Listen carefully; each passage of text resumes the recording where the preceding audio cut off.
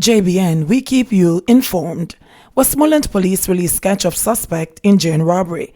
The Westmoreland police have generated a photo of a suspect in the recent robbery at a Jamaica national money shop in the parish on Tuesday. The man is being asked to turn himself in to the savanna-la-mar police station immediately.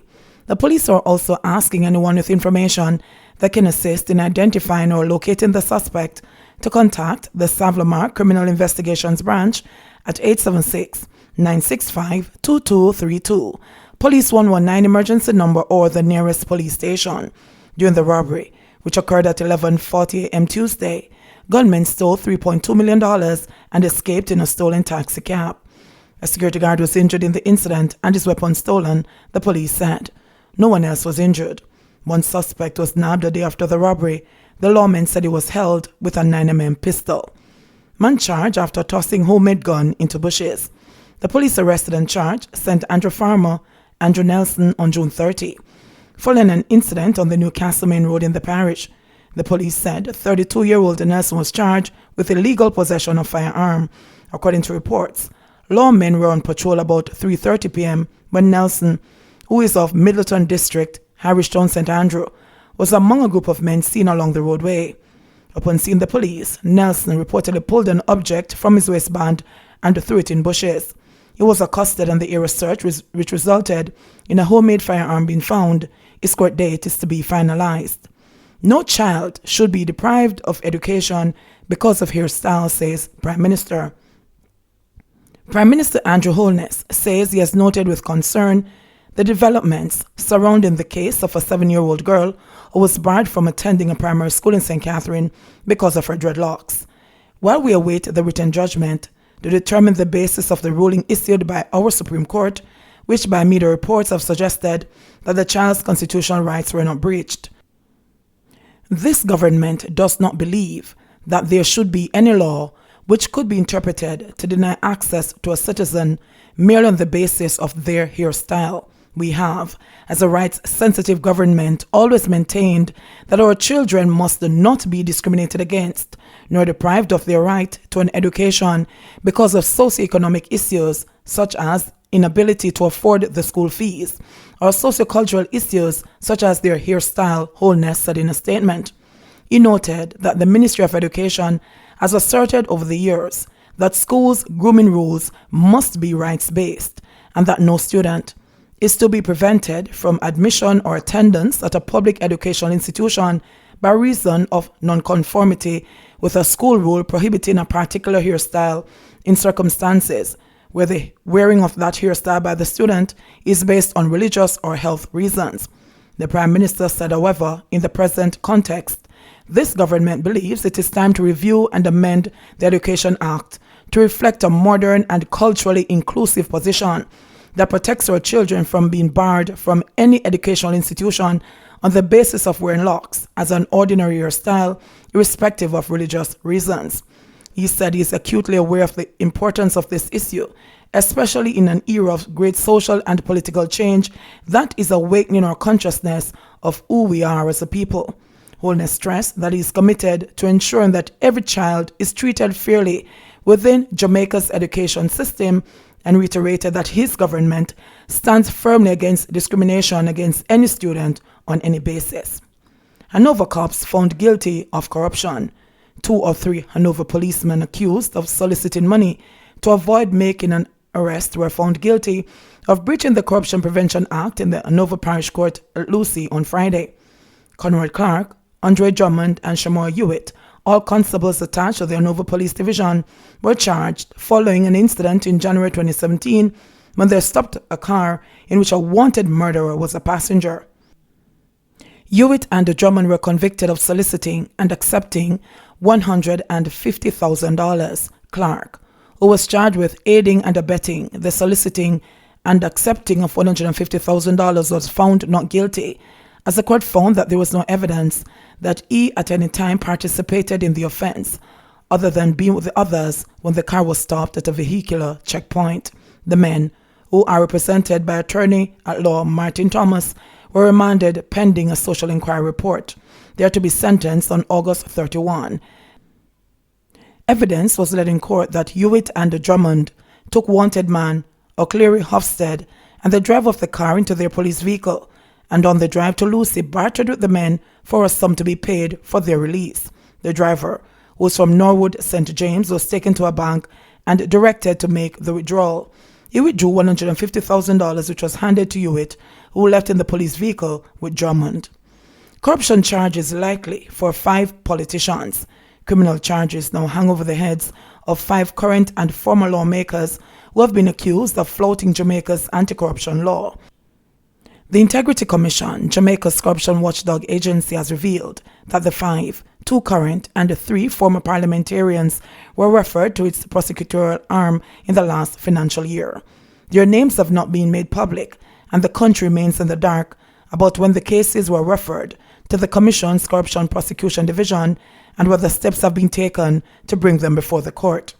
4 of these persons were reported for non-presentation of additional information required to complete the examination of their statutory declarations, and 1 for non-presentation of statutory declaration, the Commission disclosed in its latest annual report to Parliament.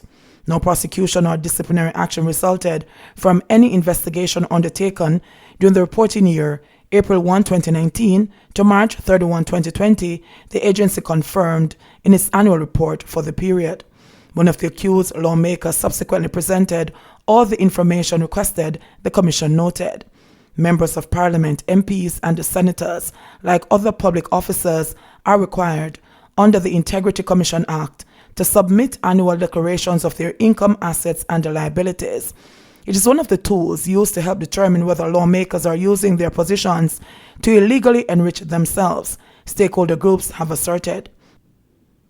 In February, it was reported that 6 MPs from the 2 main political parties were facing criminal charges for alleged breaches of corruption prevention laws. At that time, it was reported that case files had been prepared for all 6 and sent to the agency's chief prosecutor, Keisha Prince, for action. Since 2010, according to documents, at least 32 current and former parliamentarians accused of failing to file their declarations or providing supporting information have been referred for prosecution. No document was seen for 2017. The documents indicate that 27 of those referrals were forwarded to the Office of the Director of Public Prosecutions between 2010 and 2016 by the Corruption Prevention Commission, the body that preceded the Integrity Commission. Paula Llewellyn, Director of Public Prosecutions, disclosed that over the 6-year period, a number of parliamentarians, including former Industry and Commerce Minister Anthony Hilton and former Senator Angela Brown Burke, have been placed before the court. Hilton was accused in 2011 of failing to say that he was a director in a company he did not disclose in his statutory declarations. His case, which began in 2014, has stalled in the Kingston and the St. Andrew Parish Court for years. However, likening the failure of parliamentarians to file their declarations to an administrative breach, Llewellyn explained that in most instances her office would exercise discretion not to pursue a prosecution because the issues were usually addressed by the delinquent legislators. What we do is send warning notices to them, and where we find that they have addressed the issue within a reasonable time with a reasonable excuse, we decline to prosecute, she explained. As a matter of practice worldwide, it is not everything you prosecute for. We are not automatons that once something happens, bam, you press a button and you must prosecute. Further, the country's top prosecutor indicated that the Integrity Commission has all the information and are at liberty to review everything. Despite the publication of the 2019-2020 annual report, officials at the Commission have declined to comment on cases involving delinquent lawmakers, citing Section 53(3) of the Integrity Commission Act. The silence by the Corruption Watchdog Agency has triggered a fresh wave of criticisms. It has also reignited debate among anti-corruption lobbyists about the effectiveness of the Integrity Commission Act, which was passed in 2017 with support from lawmakers on both sides of the political divide. Under the previous legislation, Parliament Integrity of Members Act annual reports crafted by the then Corruption Prevention Commission publicly identified parliamentarians who failed to make their statutory declarations or whose declarations raised red flags. Professor Trevor Monroe, Principal Director of the National Integrity Action, the local affiliate of the global anti-corruption lobby Transparency International, called it a backward step for the public to be kept in the dark regarding the names of parliamentarians now referred to the Integrity Commission. Noting that parliamentarians are there to serve the public interest, Anthony Clayton, Alkin Professor of Caribbean Sustainable Development at the University of the West Indies, said citizens must be able to hold them to account. If the delinquent parliamentarians are not named, and if there is no report of consequences and sanctions, then how can the public find out which parliamentarians have failed in their duty and may have betrayed the trust that the public has placed in them, he questioned. Jeanette Calder, Executive Director of Jamaica Accountability Meter Portal JAMP, believes the 3-year anti-corruption law has been a double-edged sword. She argued that while in some ways it has strengthened the fight against corruption, it has also weakened it.